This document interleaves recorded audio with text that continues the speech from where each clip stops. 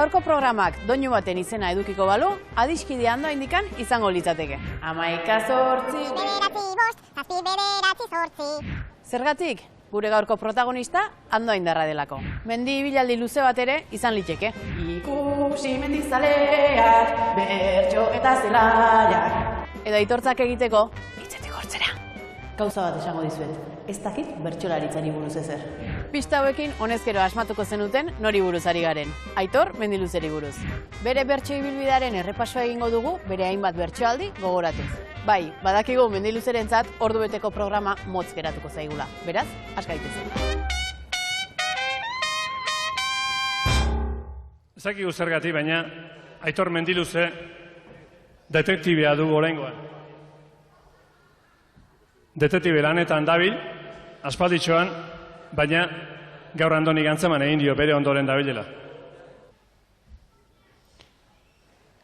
Aste honetan segizan nauzu, bistakoa dan bezala, toki denetan nere atzetik, etzinan joango bestela. Zer ote degu orain gubiok, lotzen gaituen kordela, une batean uste izan dut, nere itzala zinela, nere itzala zinela.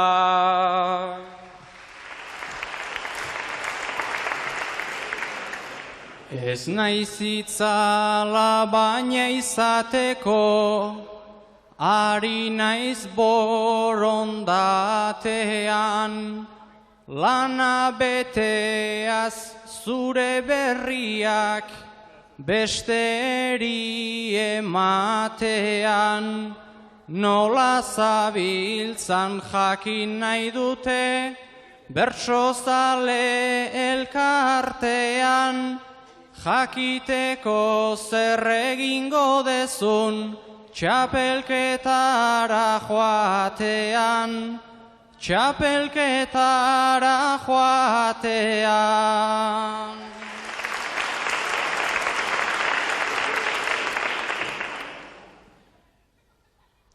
Errimak eta neurriak dantzan, garunaren oianean, ta elkartean kezka haundia, sortua det aidanean, jakitekotan zer egin leiken, txapelketako lanean, nere barruan egon behar du, ez nere aldamenean, ez nere aldamenean.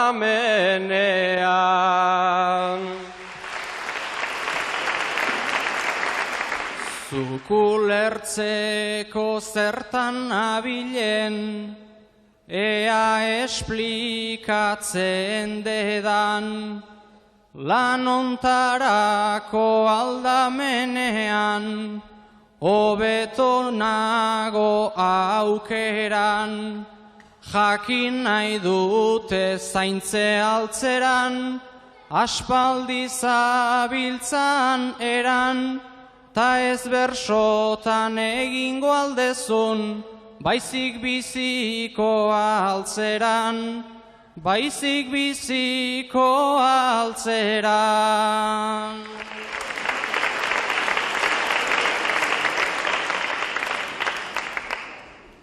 Ai Mendiluze era hortako, ziririk neri ez dira, oraindik ere nere bizitzak, badauka bere diztira, ipini zaite areriota, kontrarioei begira, ni txapelketan hasitakoan, batzuk susto zilko dira, batzuk susto zilko dira.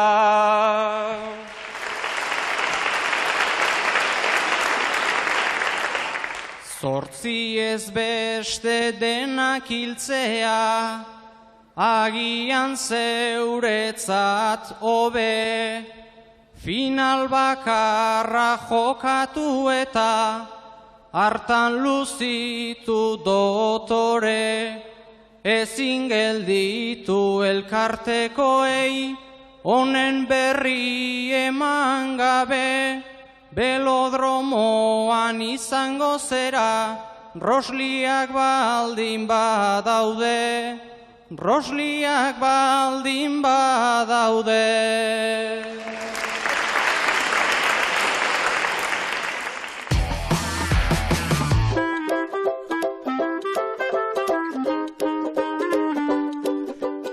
Berezkoa du bertxokera jostari eta bizia, baina serio jarduten ere badaki gure gaurko gonbidatuak. 2 aldiz irabazi du Gipuzkoako bertsolari txapelketa. 7 txapelketa nagusitan parte hartu du, eta plazaz plaza dabilen bertsolaria da Aitor Mendiluze. Bertsoa eta bertsoa bizi duen moduaz patxadaz hitz egiteko elkartu gara berarekin. Aitor, sagardotegiak bertsolarien unibertsitate izaten jarraitzen dute? Ez nuke esango. Guretzat ez dira inoiz izan. Ez ditu guk horrela jaso izan. Mito hori edo, ala izanaren zera bai, zantzuak bai, baina guretzat gehiago ziren aritzeko leku bat, elkargune bat ere bai, baina bersotarako leku bat. Esango nuke gehiago pixka teknifikazio zentro bat, ez da? Behar bada bersolari zahartxeago batzuekin elkartzen ginen lekua. Eta ipintzara etortzen zarenean, zer topatzen duzu bertan? Bueno, guretzat gauza asko daude ipintzan. Batetik beraiek, amagoia, agin, familia, beti eskuzabal eta beti harreman oso estu izan duguna, oso ondartu izan gaituzte beti, eta alde hortatik zoragarri etortzea, ez da. Bestetik, bada guretzat referentzi gune bat. Azken finean, guk azken txapelketak hemen prestatu ditugu, txapelketak hemen ospatu izan ditugu, edozein gozetarako elkartzen gerenean ipintzan bukatzen dugu gehienetan. Bertsoarekin aspertutako aldirik, garairik izan duzu? Ez, bertsoarekin berarekin ez. Azkenean esango nuke neurri batean behar dudan zerbait dela bersotan aritze hori, ez da? Nire izareagatik, nire jardun motagatik. Behar bada bai, batzutan beste gauza batzuekin nekatuta zabiltzanean, bersotan aritzea ez da inerrexa izaten, baina bersoagatik beragatik ez aspertu ez. Alderantziz esango nuke. Epelera joango gara eta guk egingo dugu hitz aspertu bat. Ederki.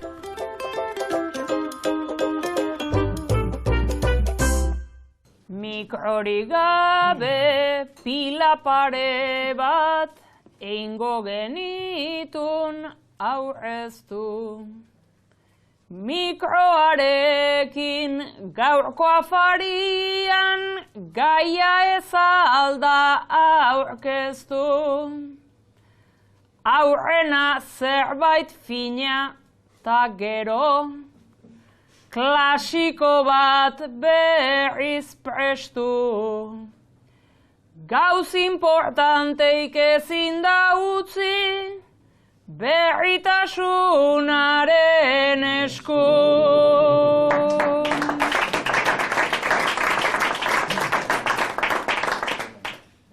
Bai baina ezin liteke beti, izandakoan geratu. Aurrerapenei ailegatzerik ezin zaie debekatu. Nere ustetan aurreratzea ere ez baita pekatu. Lengoa eusten jakin behar da eta berritzen asmatu.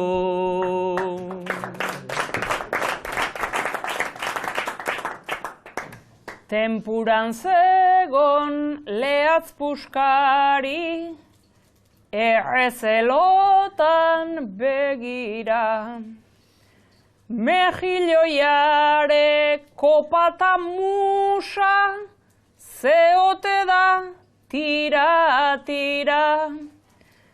Gaur egosiak geratu gehauko gaituk, denak elkarri segira. Lur ezkontzia azaldu eta orduntxe lasaitu dira.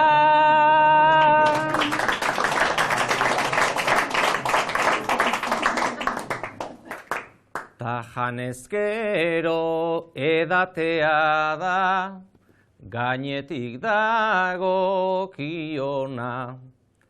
Alde hortatik ardoarena nolako detalle ona. Famili baten ardoa omen da, hauetik etan dagona. Gure maikoak bilo badauka, anpuntakoak aitona.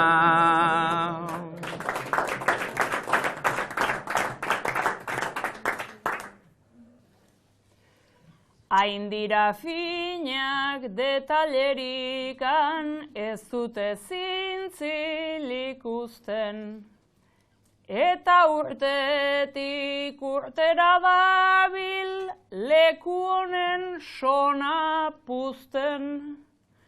Gaur tradizio modernidade ez altzan garbi ikusten. Ez dakidana zu eta biok, zeatik ekarri gaituzten.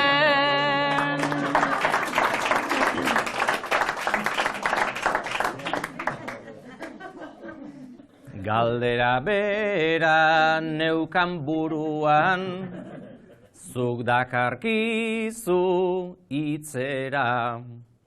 Eta ninoa entzun ondoren erantzuten abitzera. Nia enaiz gazte-gaztea tazu zartzen ari zera. Aleren naita deitu gaituzte klasikoak berritzera.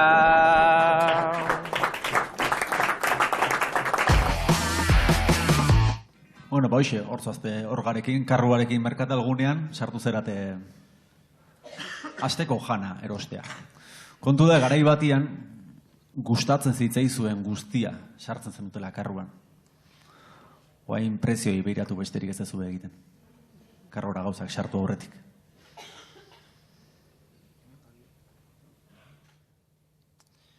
Karro hutsa bultzaka, iskinetan kinkan. Aspaldi ez gendun uste horrelakorikan. Begiak apaletan, eskuak patrikan. Aurreko paketeak zer esaten ditan. Begiak apaletan ta eskuak patrikan. Gehiago ez tegula behar diotsute egitan. Garai baten alperrik erosten gendunta. Baina orain dirua dago mugatuta. Justuarekin egin behar dugu burruka. Pila zegola baina hasi eta buka. Justuarekin egin behar dugu burruka. Lehen kapritxoak ziren oiekin aztuta.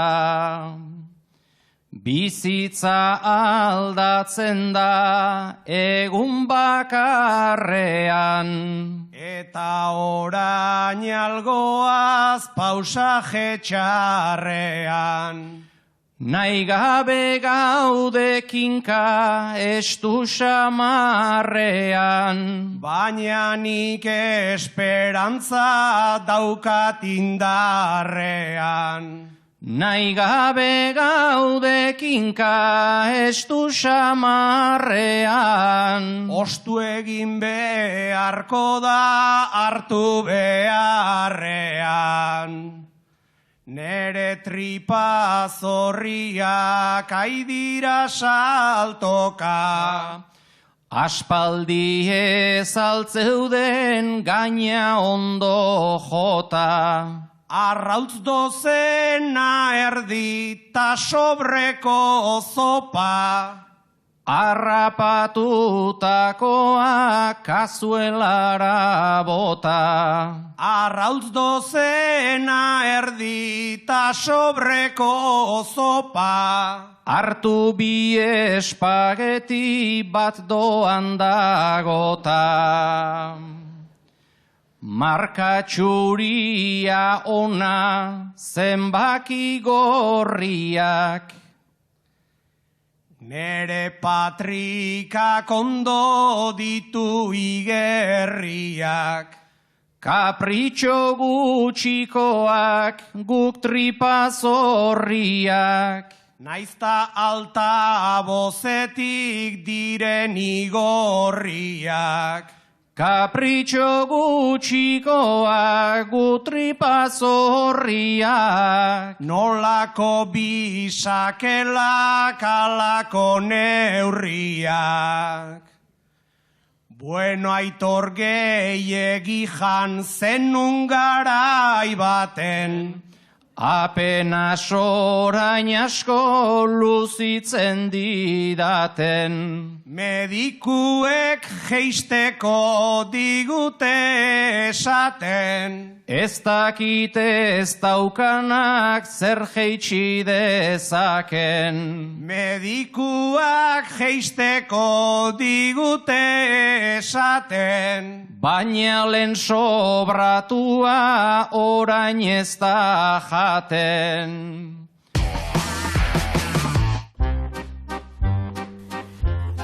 Aitor, bizi oso bat, bertsoarekin lotuta, zein da bertsoarekin dituzun lehen oroitzapenak? Bueno, lehenengoa esango nuke aitarekin bertso saio ematera joatea, herrian, eta hola, eskolan, lehenengo kontaktutxo bat, euskarako liburuan agertzen zela, eta badizu, jozoiek. Handik hasi zitzaidan behar bada harrapizten, handik amak Hernaniko bertso eskolara eman ninduen, eta pixkat horra hasi zen nire ibilbidea, ez? Eta bertso eskolako lehenengo pauso haiek, gela handi baten, ume mordo bat, Juanjo kamioiko bat pazientziek harrita beti bezala. Amak eraman zituen bertso eskolara lehen aldiz eta Nafarroarenako finalean, bukaerako agurra ere berari eskaini zenion. Bai, nik ustez zorri historiko bat, eukala neurri batean, ez? Bere garen aitari kantatu nion, eta beti, bueno, ama beti presente hor, ez da? Baina izaten da neurri baten, ez dakit, ama ikusten zu beti hor, beti zurekin dago, bueno, ez dakit, iritsiko da momentua, ez? Eta nolabait sentitu nuen bai iritsia zela momentu hori, eta nahi nuela amari hori eskaintzea denen aurrean, eta gaina ez amari bakarrik, esan gure amari kantatzea bada beste hainbat guraso eta beste familirik kantatzea esateko zuek alegin bat egin dezue, zeurena ez den zerbait bestei eskaintzeko, zuen ondorengoi eskaintzeko, gure amaren kasuan bezala, eta hori ere aitortu nahi nion, ez? Bertso eskola, Juanjo Uriarekin, aurpila bat, kaosa, nortzuk elkartzen zineten? Talde handi bat ginen, garai hartan, hasiera hartan, Unai Agirre, Eñaut, Gorka Tolosa, gero, bersotan jarraitu ez du hainbat jende, ez da? Eta hortik etorri ziren, eskolartekoak, gazte sariketak, beste bertso eskolatako bertsolari gazteak ezagutzea, nola gogoratzen dituzu, garai horiek? Bueno, garai polita dira, ez? Ez dakit, behar bada oraingo eskolartekoekin alderatuz, tensio handiagoa, guk azkenean handien mailako lan egiten nuen txikietan ere, bosna bertso eta oso saio serioak izaten ziren, eta finala izaten zen Carmelo Baldan, finala handi bat Carmelo Balda bete, eta neko saio bereziak izaten ziren, ezta? Alde horretatik, arrobi lana bai, harreman lana handia, bertso eskolekin harreman handia egiten gino batzu besteekin, izaten ziren afinidadeak, izaten ziren pikeak, izaten ziren desafioak sortzen ziren gero, eta olako gauzak. Baina jende interesgarri asko ezagutzeko parada eman zigun, eta askorekin handik harremana mantentzen, bai bertsotan eta bai hortik kanpora ere. Zorionak mito pare, orain mitoago are, ta zuei gure zutabe, mil esker zorretan gaude. Baina enuke joan nahi ama, zutaz gogoratu gabe, inoiz ez dugu euskeraz egin, etzera hizkuntzaren jabe. bertso eskolara zure eskutik iritsi nintzen alare, ta gaurret zaudearenan baina holtzan nerekin zauden, holtzan nerekin zauden.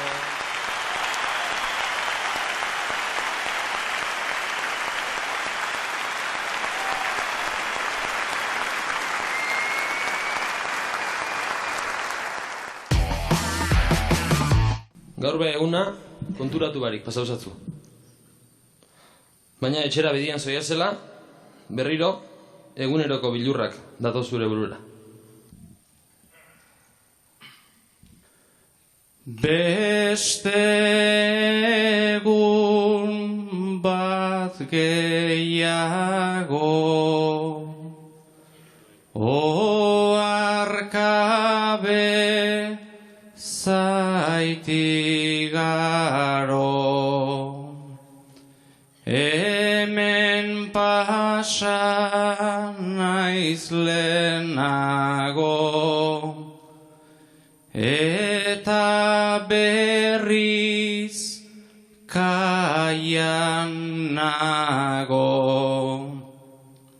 itxasoa laino dago, malekoitik haratago, itxasoa laino dago, oroimena lainoago.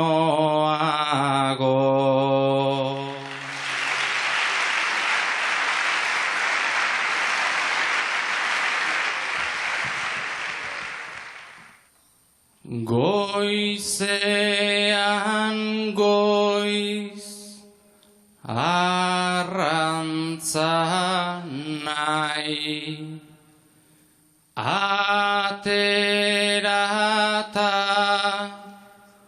dena etxai, enaiz ia hortako gai, baina bueltan kresales blai, ta barrena ez dut lasai, porturaino heldu naiz bai, ta barrena ez dut lasai, berriz inor ez dago zai.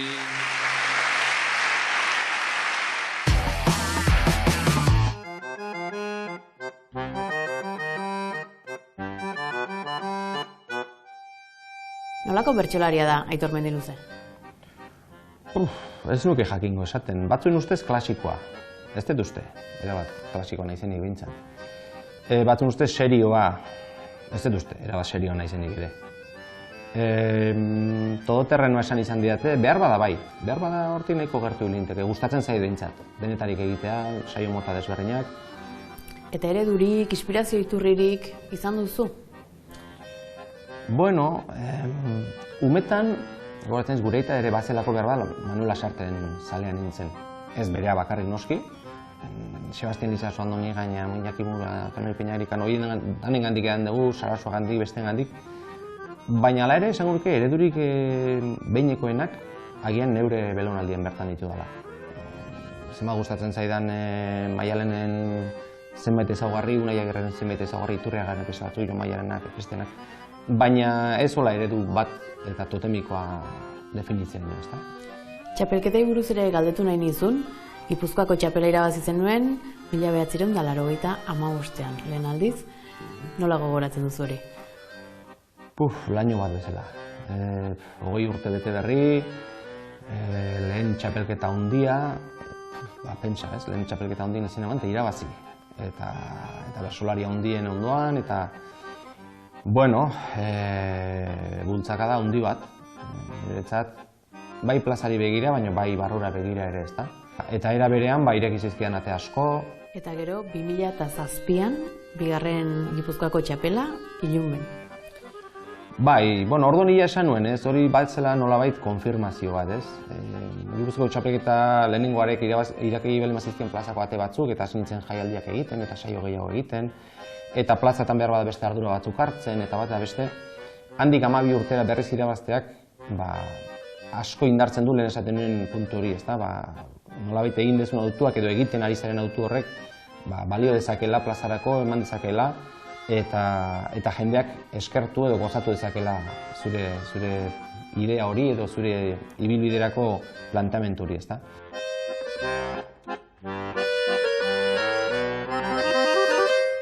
Zu, Aitor, mutil gaztea zaitugu. Kalekumea edo esaten zaien horietakoa. Ikasketak bukatu dituzu eta lanik gabe zaudela ikusita baserri batera joatea erabaki duzu lanera. Orain etorri zara baserrira lehenbiziko aldiz, eta Iñaki baserritarrarekin hitz egin behar duzu, zelan egin beharko dituzun eta horrelako kontuen gainean. Ikasten aritu naiz bere garaian, astez eskolan eta parrandan jaian. Orain zuganan atorraian agian, lana nola egiten dan ikasi nahian.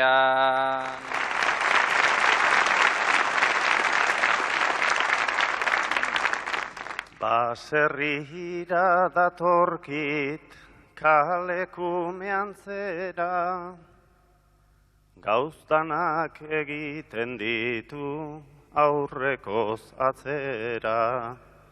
Txurikinari heldu jok tatzeruntz atera, orain joan behar diagu harto zuritzera.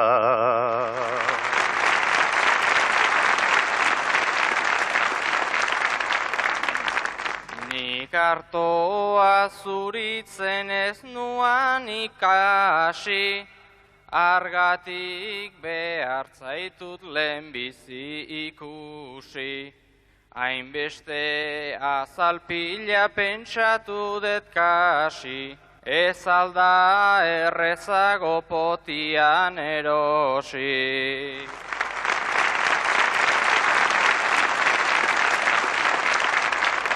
Beraz heldu nahi dio orpotekoari, gero erakutsi diot arditari.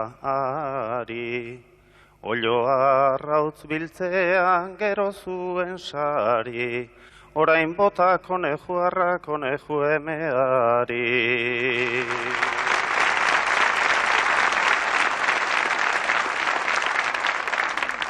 Nolabait konejuta inguratu gara, baina esanak sortu dit nahikoa algara. Arrabota ezazu orain emetara, bakarri joan dedila arrabaldin bada. Maialen Menorkan eta Irazu Kanarietan, bai biak irletan. Eta justo gaur biak etorri berriak dira, Sondikara iritsi dira eta mendiluze junda haien bila kotxean. Hirurak sartu dira kotxean eta mendiluze Aitor bertxotan hasi da. Oporretara joanak, biak irletara, noiz baiten itzuliak gaurkoan bertara, beraz ezin zaituztet nik pakean laga, gugana etortzeko, garaia zen jada, ta ongi etorriak berso eskolara. Ta ongi etorriak berso eskolara.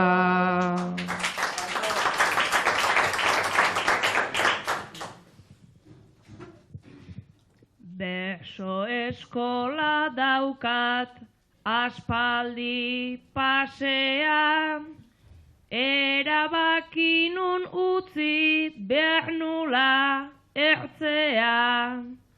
Ta ondartza batzutan eguzki hartzea, zure kotxe berdean naiz noan etxea, oraindik kosta behar zait aterrizatzea.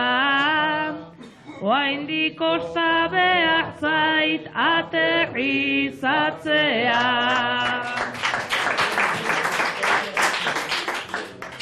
Zazpiegunetako Kanariesaetara, zorion on guztien paraje hortara.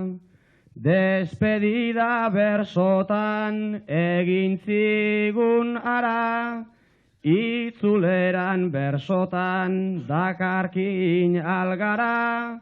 Alperrarria baino astunagoa da. Alperrarria baino astunagoa da.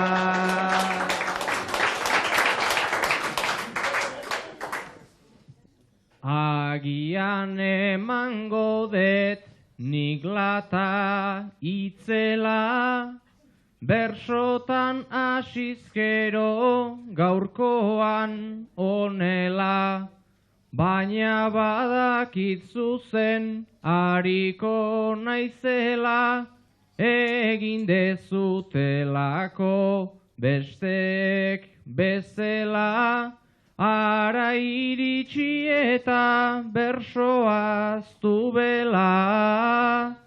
Ara iritsi eta bersoaztu bela.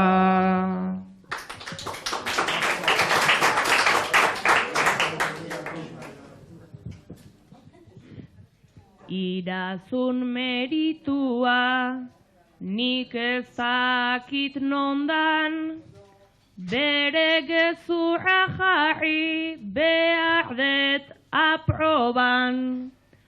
Azalez txuri-txuri, gorputzez mejoran, Kanarias aipatuzun nola dagon modan, baina euskalo zeinen etxetan egondan. Baina euskalo zeinen etxetan egondan.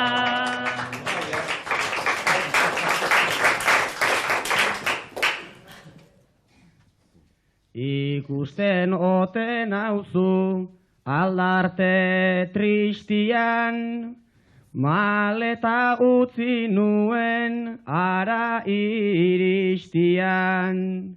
Parrandan ibilia biaje guztian, arretaik jarri gabe eguzki izpian, azalik ez da besten palmera azpian.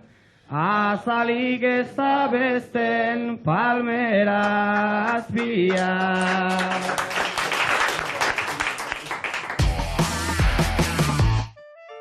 Euskal Herriko zazpitxapelketetan edo zazpitxapelketan nagusitan parte hartu duzu, erraz esaten da. Bai, ibilbide etxo bada, bai.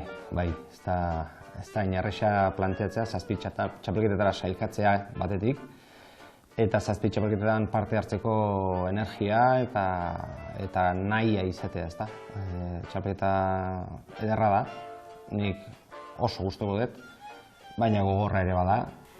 Izan ere, zer suposatzen du txapelketa bat prestatzeak, txapelketa nagusi bat prestatzeak? Bueno, suposatzen du gauari asko lapurtzea, suposatzen du etxekoi asko lapurtzea, suposatzen du kezka, ardura, burutazio asko, suposatzen du norbere burua berrasmatzea edo berkokatzea txapelketatik txapelketara. Eta behar bada hori da txapelketa prestatzearen punturik zailena, ezta? Errima, ideiak, informazio hori, hori landu daiteke, ezta? Baina hurrengo txapelketan ni ze izan nahi dut hori da behar bada komplikatuena, eta zenbat eta txapelketa gehiago jokatu, are komplikatuago. Beti ari zera neurri batean zure buruari lima pasa eta lima pasa eta lima pasa, ezta? Eta lima pasatzeko arriskoa duka, eta da momentu den materiala bukatzea ere, ez dakizu. Orduan, alde horretatik nire ikusteet lan psikologiko hori edo norbere buruarekiko definizio lan hori dela komplikatuena. Eta entzun izan dizugu txapelketara bertxotara joaten zarela edo bertxotara joan nahi izaten duzula. Zer da hori? Nire kasuan da ambiziosoa izatea. Nik ez dut inoiz planteatu ze postu lortu nahi dudan. Iruditzen zaidalako nire burua kamustea dela. Nik kantatzen berso bakoitzean aldudan ondoen egin nahi dut bersoagatik, gustatzen zaidalako, gozatzen dela hori egiten. Eta uste dut, arrokeririk gabe esan dezakedalako, hori egiten asmatzen baldin badet, txapelketan ibilbide polit bat egin dezakedala, posturik jarri gabe, zekero hori beste egiten dutenen baitan ere badago.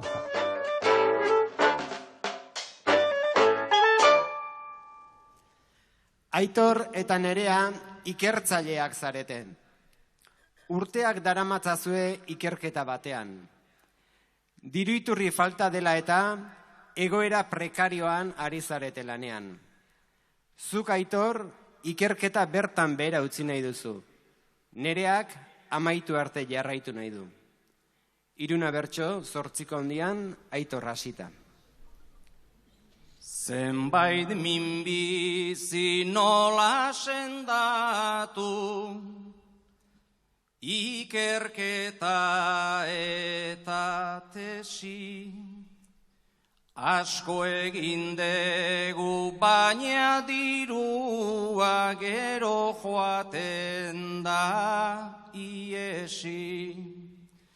Gizartearen ardura ontatik behar genuke berezi, ez duelako zaintzen ez duen ikerlaririk merezi.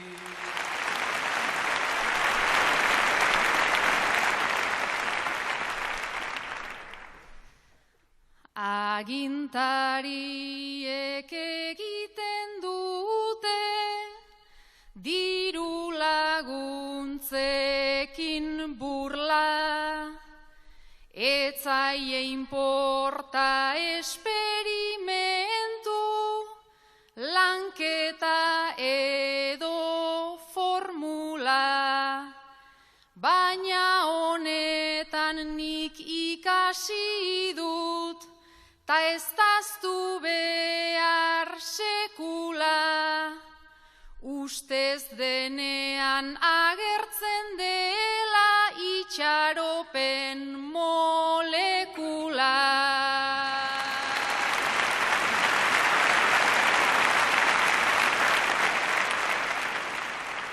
Gu bilaketan gabiltza baina esklabutzatik gertuen, eta ikusi osakidetzak nola tratatzen gaituen. Trena espada beste obra bat horrek agintzen du hemen. Gizarte batek jakin behar luke lehentasuna nunduen.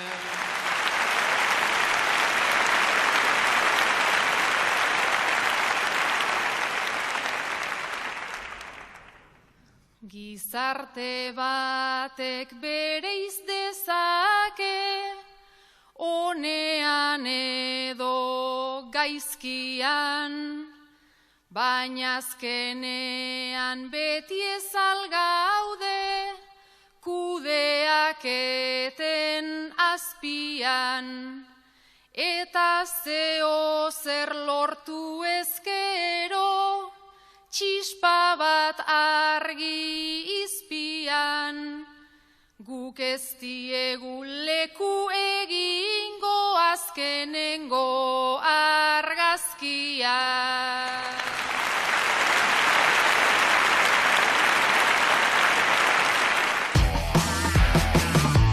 Bueno, Aitor, Jesus Mari jakin du lehen urtean Jokin eta zuri Andoinen omenaldi bat intzizutela. Eta beran nunbait inbiritan da, larraulen ez zilela inda. Galdezka hasi zaizu, ze pauso eman behar dian, omenaldi bat, jasotzeko. Omenaldi bat egin zizuten, detaile finez betea. Hementxe bertan jende pila bat, hemen bertan alkatea. Bertso eskolako umeak eta entzule berotentea. Lendabiziko baldintza alda, norbere herritik joatea.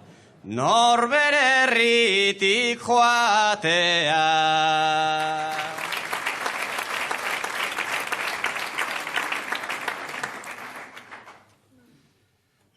Bai etziguten egingo noski, bertan geratu bagina. Baina joan eta handik utxira, nolako maitasun fina. Dagoen ura ez baita maite falta den ura adina. Etxean ala gertatzen zaigu eta herrian berdina. Eta herrian berdina.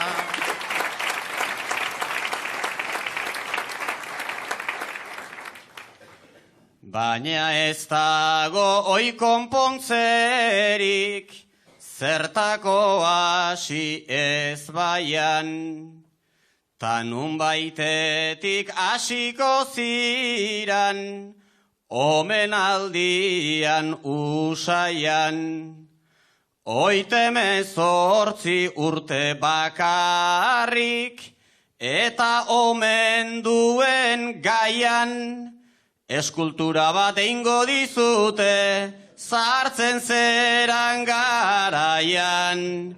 Sartzen zeran garaian.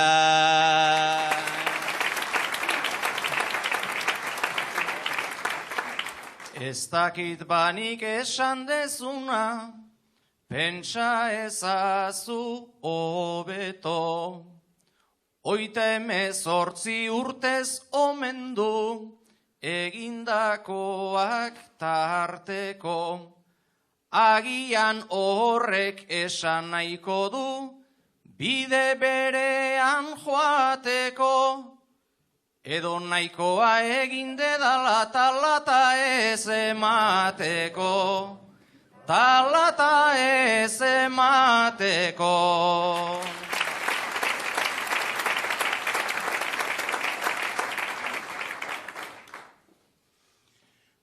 Disimulatzen ez zaitez hasi, etzizun sortu izua.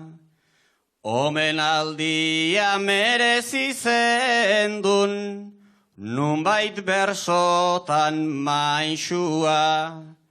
Larraulen ere andoa indarrek, haundia dute pixua. Aimendiluze zeharka, pasaiezu abixua. Pasaiezu abixua.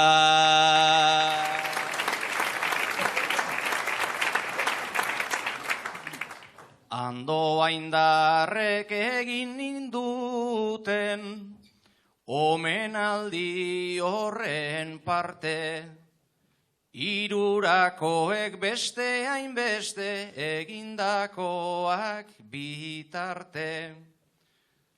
talarrauldarrei abixatzeko, ezote da zeure kalte, abixuanik pasa ezkero neri egingo didate, neri egingo didate.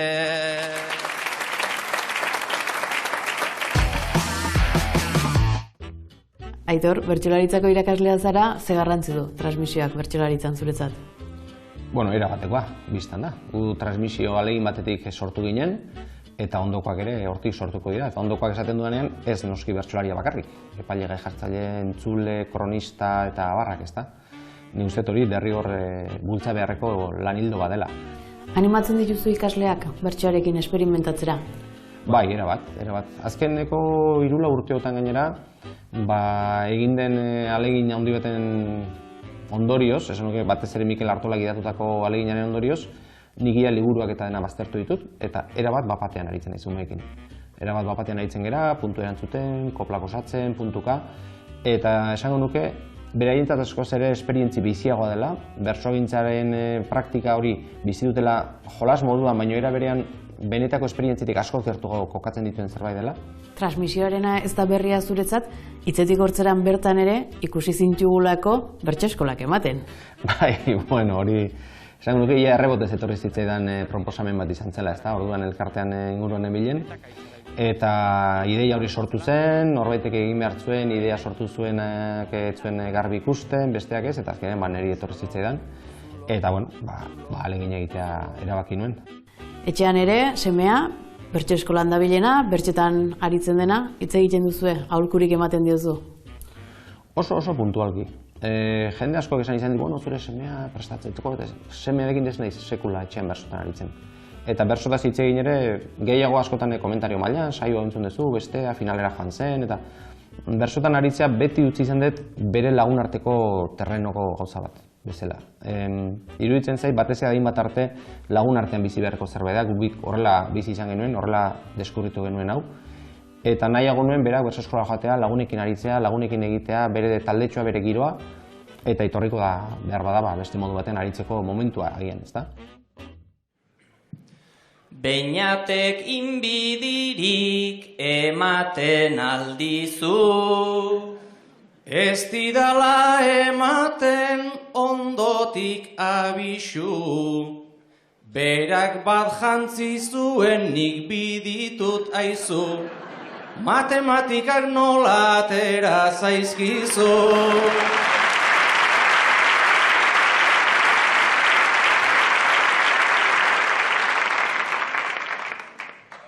Ezaguna zarazu sagardotegitan, abai ez nuen uste hori alda egitan, justu joaten naiz ni urtean behin bitan, zu ezote zaude banere inbiritan.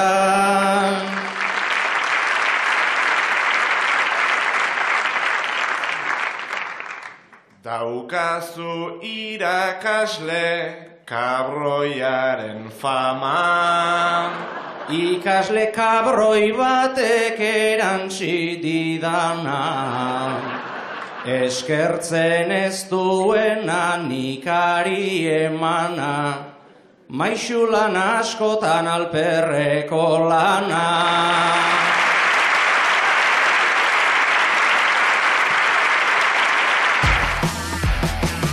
Mendiluzeren lan bat azpimarratzekotan, asko dazka azpimarratzeko modukoak, baina bat denboran pixka bat atzera eginda, 2003an gogoratzen ez nola Eskoriatzan kartzelako lanean ze 3 berso eder bota zituen. Eta ni, orduan ez naukan alako harremanik, gaur daukadan nainako harremanik Aitorrekin, eta deskubrimentu bat izan zen niretzako. Eta markatu egin ninduen bersoaldi bat izan zen.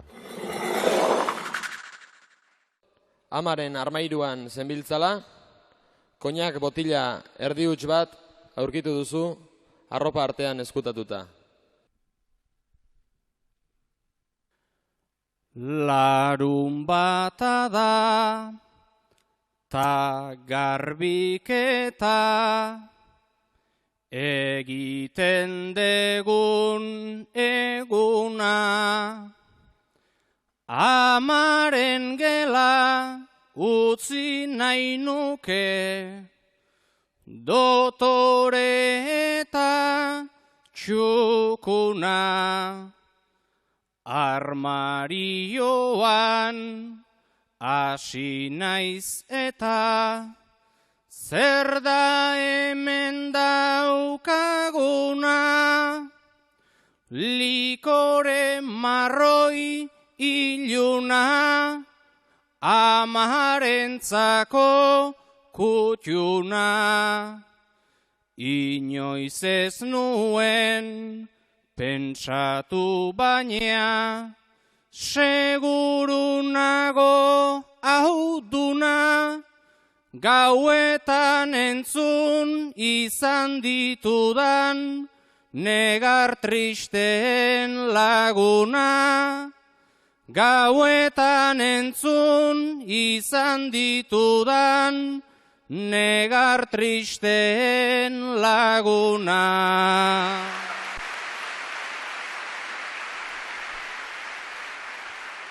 Askotan naia eta aukera, izaten oidira bana.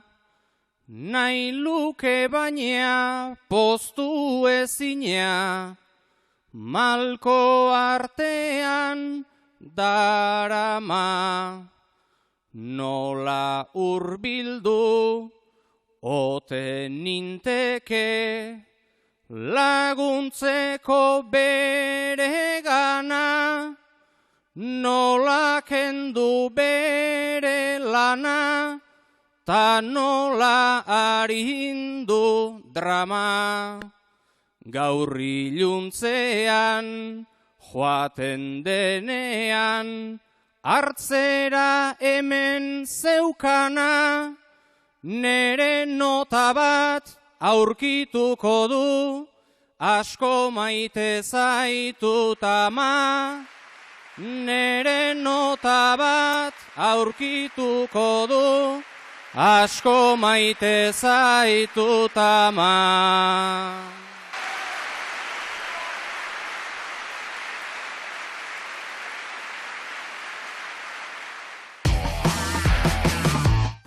Aitor, eta bertxotarako nolako doinuak gustatzen zaizkizu?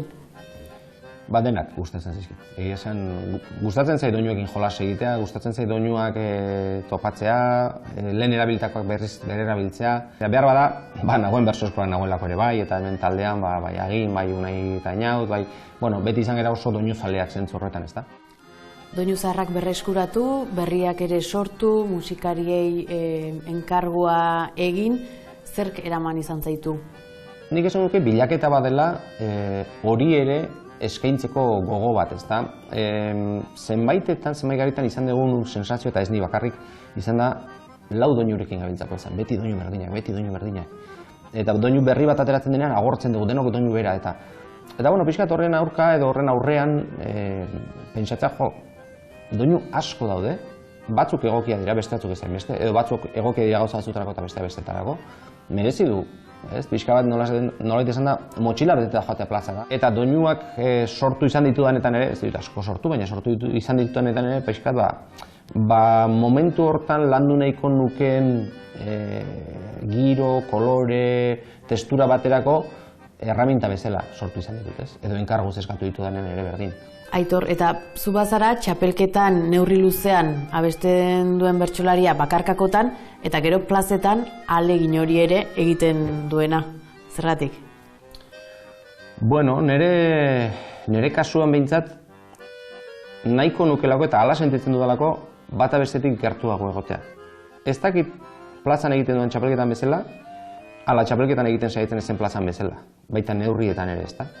Niretzat natura da plaza batera joan eta gaiak bide ematen badit, 7 puntuan kantatzea, edo kopletan egite bakarka, edo 5-10 txiki, ez? Eta gaina uste dut, azken urteetan nire buruari abaniko hori betiko klitxeetatik haratago zabaltzen utzi dela, eta askatasun gehiago ematen nahi dudana egiteko. Aitor Mendiluze, eskerrik asko, gaur hitzetik hortzerara, jolastera etortzeagatik, eta zure bertso ibilbidearen errepasoa egiten laguntzeagatik. Mila esker zuei. Zu Aitor, Olentzero zara, eta Igor, Aita Noel. Tximiniatik sartu ezinik zabiltzate. Gabon adiskidea, nolatan zu hemen, ikusi beharko da adiskide garen. Nik bai ez pentsatu detukatu baino lehen, berba egingo dugu amaitu ondoren. Zergatik zatoz horren itxura beltzeko, ezin da txuriz joan ikatza lortzeko, gogoa aldaukazu aurrak izutzeko, tazu berriz guztiak parrezka jartzeko. Zeinen ridikuloa uniforme hori, Coca-Colak dio nagoela ongi. Falta dira zintzilik bola bat edo bi, zure kapoitxo hoiek ekartzea tori. Kontuz nirekin daude zia eta nasa, ta alere sartzeko etzera kapaza. Ez didazu ipintzen ez bide erraza, lagun handiak baina laguntza eskasa. Ze tximini estuak gaurko etxeetan, neu ere sartu ezinik nabil bai benetan. Gainera subajurik ez da kaletan, amaitu behar dugu gaur biok penetan. Sartzeko beste bide bat ba ote dago, nik me pantsaren ordez atean nahiago. Zoaz zeu aurretik ta gero nierrezago, lan zikinak egiten ni ohituta nago. Baina ta zerrumeak esnatzen badira, baten bat ikusi dut leiotik begira. Ez gaitzala ikusi azkar erretira, nik ipuña kontatu ta zeuk jarri tira. Noski bion artean hobe izango data, ia basartzen geran elkarri tiraka. Azkenik egin dugu langintza aparta, eskerraki errege eguna badata.